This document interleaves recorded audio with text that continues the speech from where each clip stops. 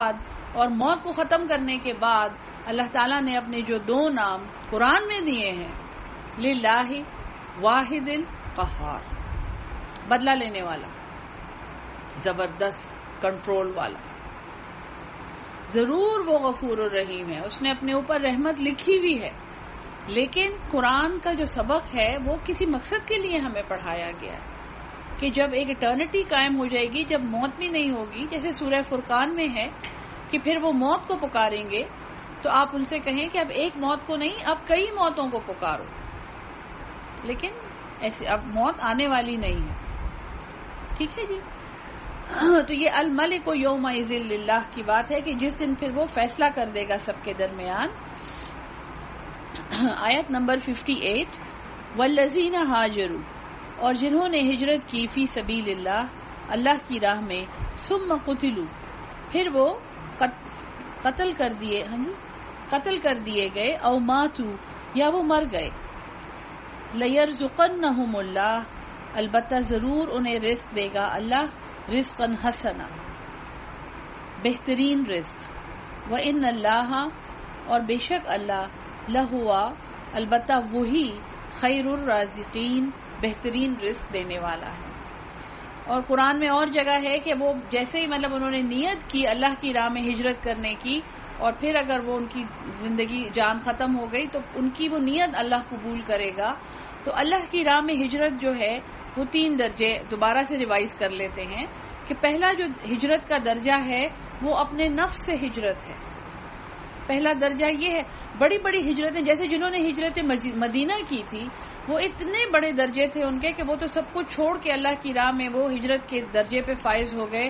اور ہمارے سارے خلفائے راشدین اور تابعین بھی ان لوگوں کی اتنی عزت کرتے تھے کہ آپ کو نہیں پتا کہ انہوں نے مدینہ کی ہجرت کی تھی. وہ ایسے کہتے تھے ان بزرگوں کے لیے کہ یہ تو وہ والے ہیں، مطلب ان کی ہر بات ماننی ہے، ان کی بہت عزت کرنی ہے، راستے میں اگر مل گئے ہیں تو بہت دیر تک ان کے ساتھ کھڑے رہنا ہے.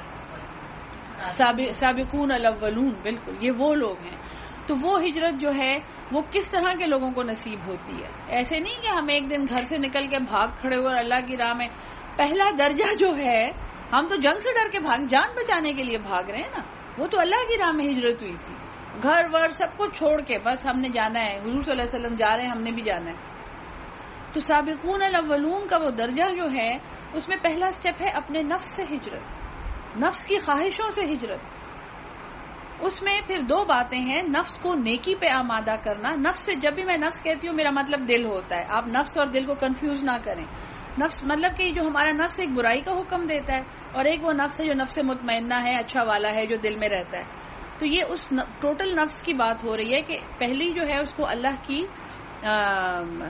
فرمان برداری پہ آمادہ کرنا ہے، اس کو نیکی پہ آمادہ کرنا ہے، اور اسے گناہ چھوڑنے کا حکم دینا ہے. پھر جب نفس بات مان لے گا، جب کنٹرول میں آ جائے گا، تو ہجرت کا اگلا درجہ جو ہے وہ آسان ہو جائے گا.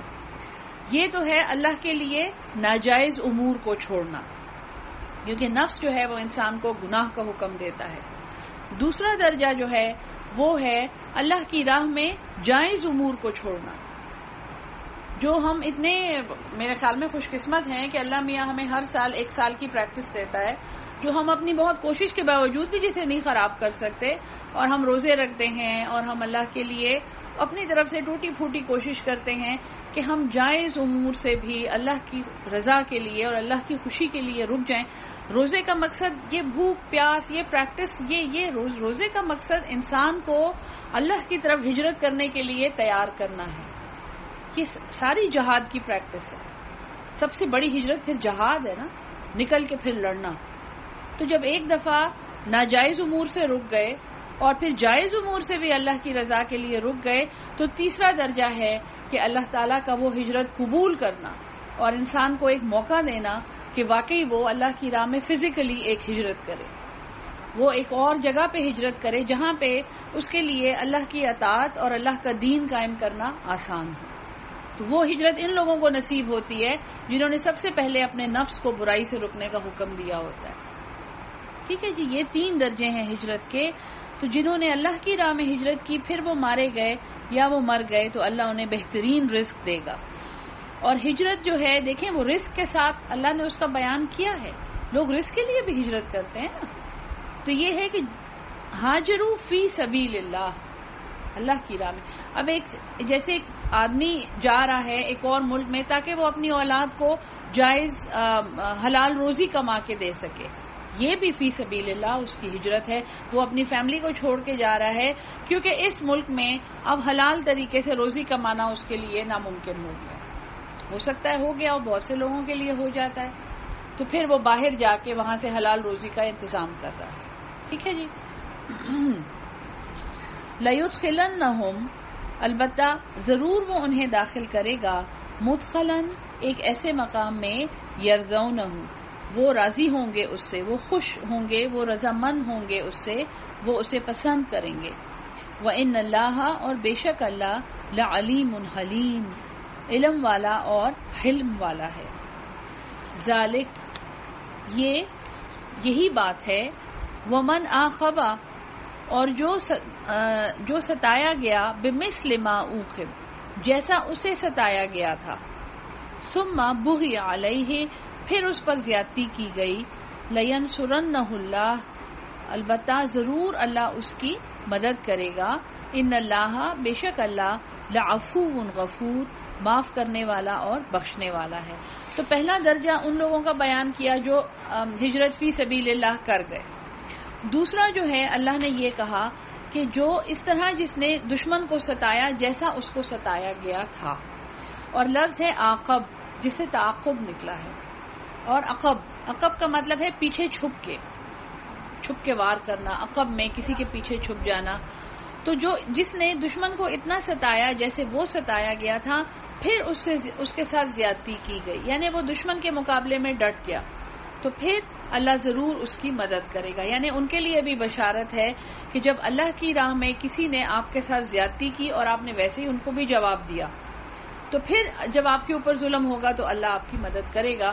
یعنی یہ وہ لوگ ہیں جو ظلم پر خاموش نہیں بیٹھتے، جو جواب دیتے ہیں، جو امر بالمعروف اور نہی عن المنکر کے مطابق لوگوں کو غلط کام کرنے سے روکتے ہیں. ان اللہ بے شک اللہ لعفو غفور، ذالک بان اللہ یہ اس لیے کہ اللہ یولج اللیل فی النہار وہ داخل کرتا ہے رات کو دن میں، ویولج النہار فی اللیل اور داخل کرتا ہے دن کو رات میں، وان اللہ اور یہ کہ اللہ سمیع بصیر وہ دیکھنے والا اور جاننے والا ہے. آیت نمبر 61. اچھا یہاں پہ دوبارہ سے میں آپ سے وہی سوال کروں گی کہ یہ بتا کے کہ جس نے ہجرت کی اور جس نے مقابلہ کیا، پھر اللہ دن اور رات کی بات کر رہا ہے، تو یہ آیت یہاں پہ کیوں اللہ نے رکھی ہے؟ اسے ہاں کہ وقت ہمیشہ ایک جیسا نہیں رہتا. اللہ یہ کہہ رہا ہے کہ اگر تم کسی مصیبت میں پھنس جاتے ہو، تمہیں لگتا ہے کہ اس نے تو کبھی ختم ہی نہیں ہونا، اور جب جیسے راحت میں ہوتے ہو، جب تم مترفین ہوتے ہو، تمہیں لگتا ہے کہ اس چیز نے بھی کبھی ختم نہیں ہونا، اور تم اس کے اندر بزی رہتے ہو یہاں تک کہ تمہیں اللہ بھول جاتا ہے. اپنی مصیبت میں بھی تمہیں اللہ بھول جاتا ہے، اور راحت میں تو بہت ہی آسانی سے بالکل شروع میں ہی بھول جاتا ہے.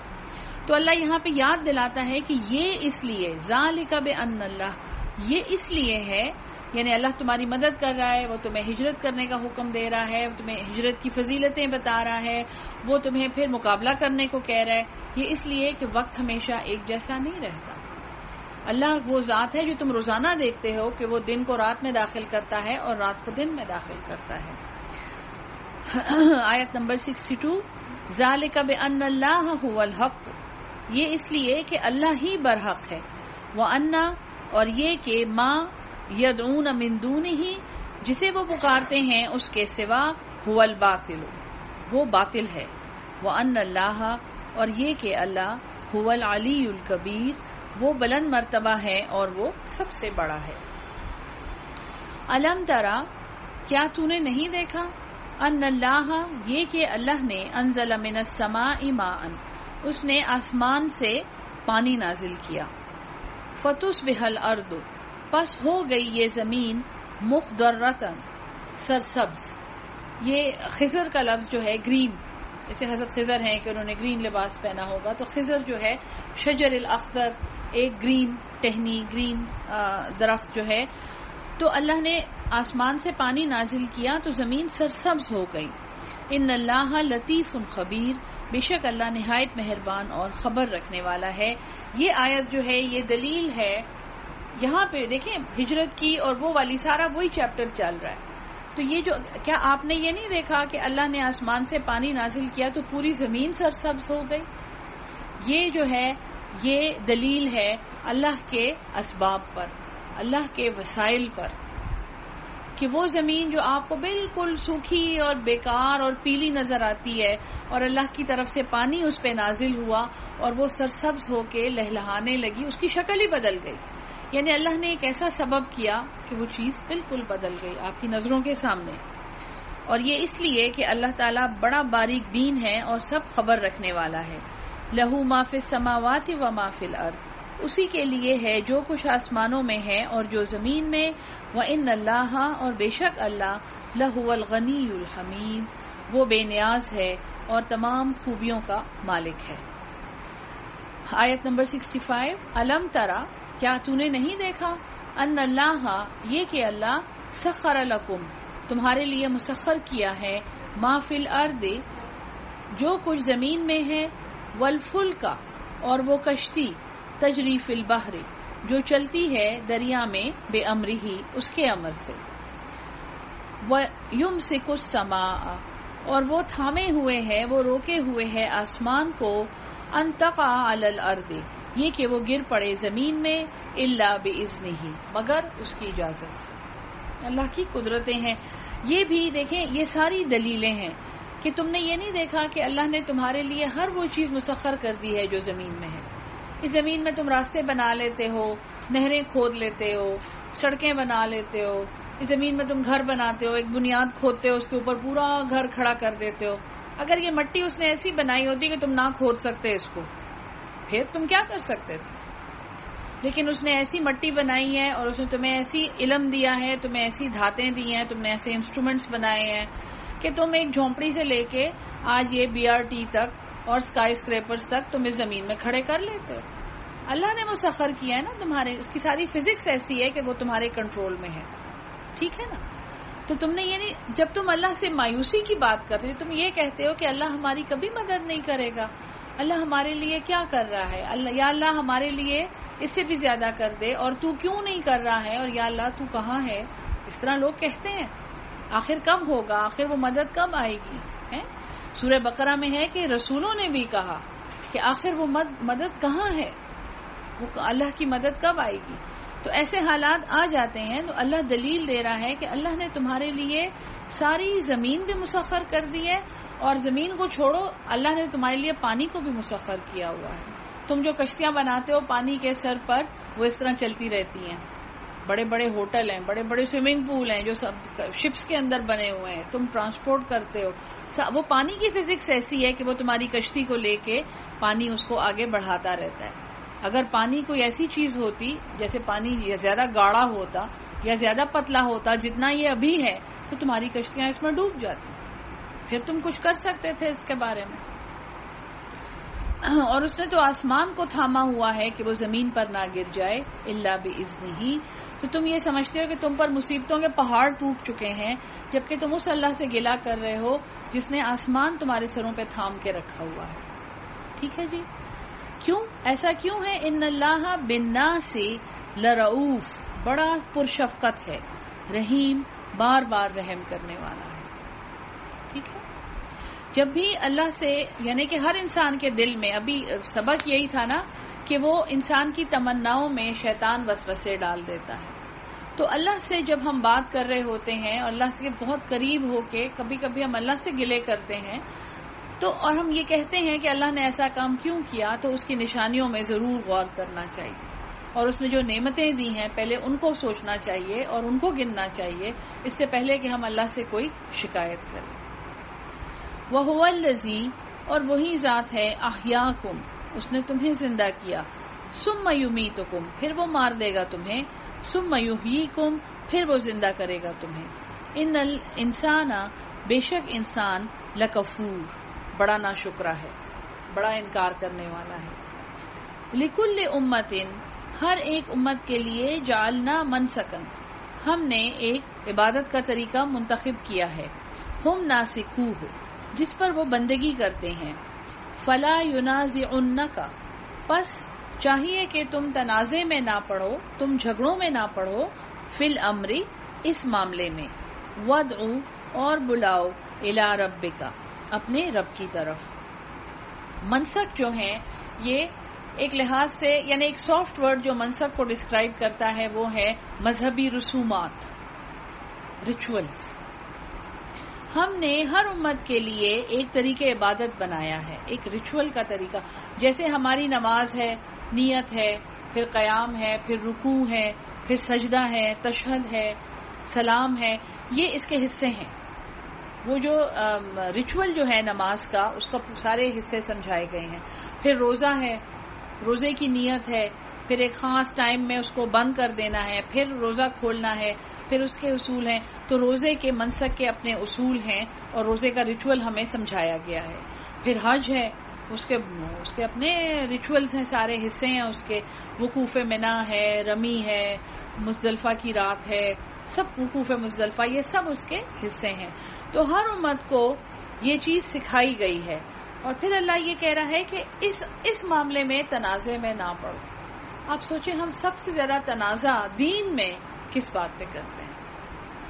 سب سے زیادہ بیت اللہ میں بیٹھ کے ہم لوگوں کی نمازیں درست کر رہے ہوتے ہیں، جب سامنے خانہ کعبہ ہے اور ہر انسان جو ہے وہ اس کعبہ سے اس وقت جڑا ہوا ہے، ایک ہی جیسی محبت سے اور ایک ہی جیسی وہ اللہ کے ساتھ جو اس کی فیلنگ ہے خالص ہو کے باہر نکل آئی ہے۔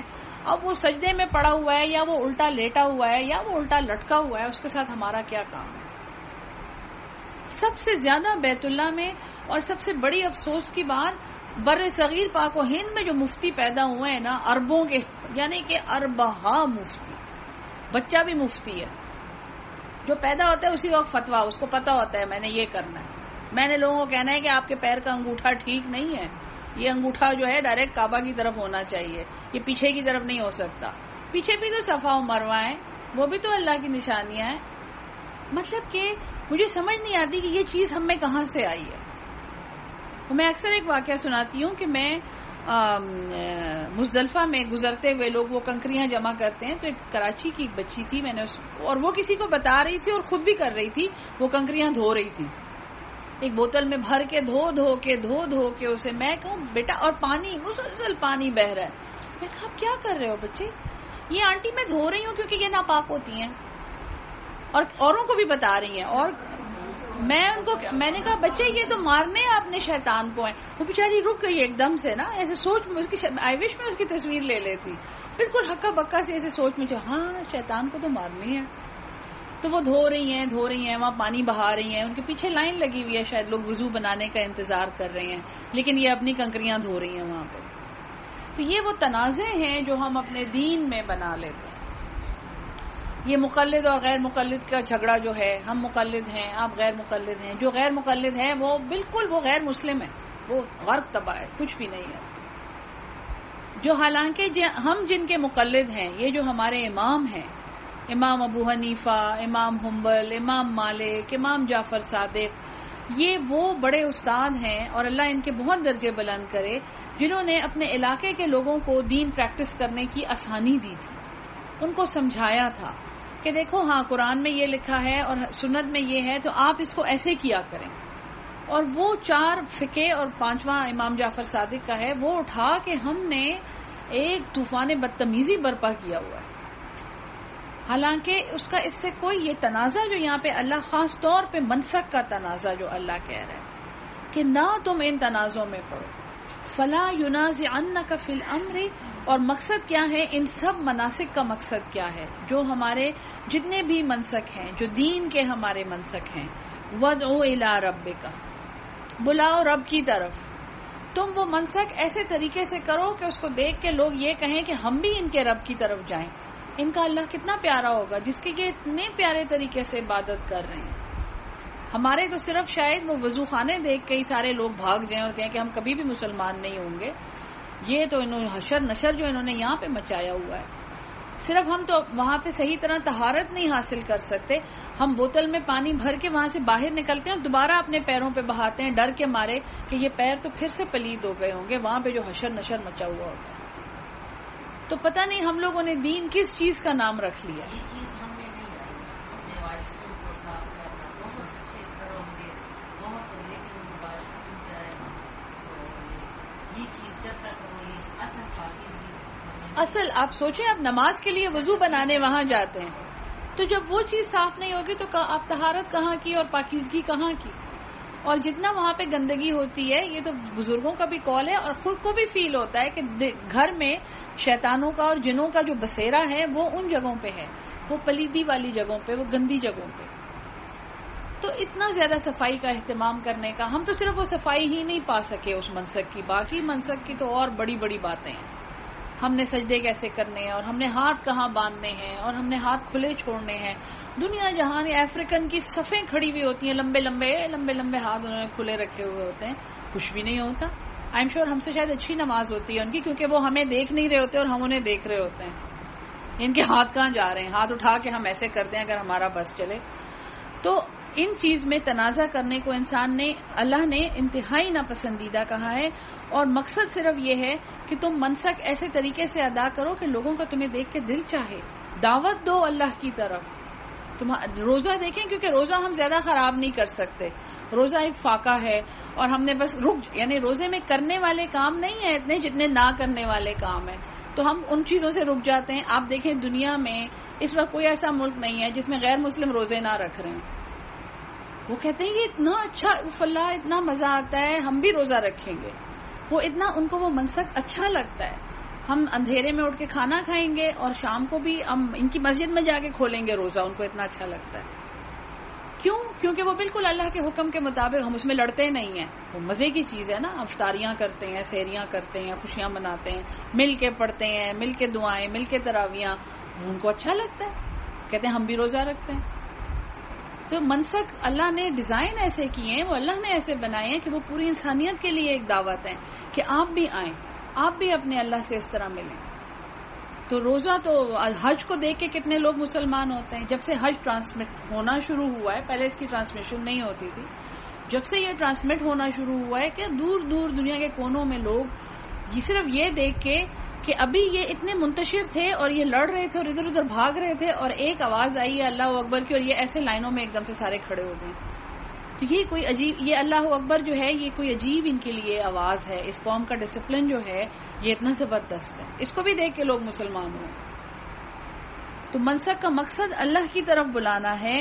انکا لعلی ہدی مستقیم، بے شک آپ ایک سیدھے راستے پر ہیں، ایک سیدھی ہدایت پر ہیں. وَإِن جَادَلُوكَ، اور اگر وہ آپ سے جھگڑیں، فَقُلِ اللَّهُ، پس کہہ دیجئے اللہ عالم، خوب جانتا ہے، بما تعملون، جو تم کرتے ہو. کتنا سمپل سا جواب ہے نا، اللہ جانتا ہے. اور جگہ پہ ہے کہ جب وہ جاہلوں کو فیس کرتے ہیں تو وہ ان کو السلام علیکم کہتے ہیں. بس بحث کرنا، مباحثہ کرنا، کیونکہ پھر آپ انہی کے لیول پہ آ جائیں گے، انہی جیسے بن جائیں گے. ٹھیک ہے نا. اللہ یحکم بینکم، وہ فیصلہ کرے گا تمہارے درمیان، یوم القیامت، قیامت کے دن، فیما کنتم، جس چیز میں تم تھے، فیہ تختلفون، اس میں اختلاف کرتے تھے. الم تعلم، کیا تمہیں نہیں پتا، ان اللہ، یہ کہ اللہ، یعلم ما فی السماء والارض، وہ جانتا ہے جو آسمانوں میں ہے اور جو زمین میں. ان ذالک، بے شک یہ باتیں، فی کتاب، یہ لکھی ہوئی ہیں، یہ کتاب میں ہیں. ان ذالک، بے شک یہ، علی اللہ یسیر، اللہ پر آسان ہے. آیت نمبر 70. وَيَعْبُدُونَ مِن دُونِ اللَّهِ، اور وہ بندگی کرتے ہیں اللہ کے سوا، ما لم ينزل، جس کی نہیں اتاری اس نے، بہی سلطانن، اس کی کوئی بھی سند، وما لیس لہم، اور نہیں ہے ان کو بھی، بہی علم، اس کے بارے میں کوئی علم، وما للظالمین، اور نہیں ہے ظالموں کے لیے، من نصیر، کوئی بھی مددگار. وَإِذَا تُتْلَى عَلَيْهِمْ، اور جب ان پر پڑھی جاتی ہیں، آیاتنا، ہماری آیات، بینات، جو واضح ہیں، روشن ہیں، تعرف، تم پہچان لوگے فی وجوہ الذین کفروا، ان لوگوں کے چہروں میں جنہوں نے انکار کیا، جو کافر ہیں، المنکر، ایک ناخوشی، ایک ناگواری، تم ان کے چہروں میں وہ پہچان لوگے۔ اب یہ قرآن پڑھنے والوں کو اور قرآن سکھانے والوں کو اور قرآن سمجھنے والوں کو کہا جا رہا ہے۔ ایک تو جنرل محفل میں بیٹھے ہیں، جیسے ختم قرآن کی محفل ہے،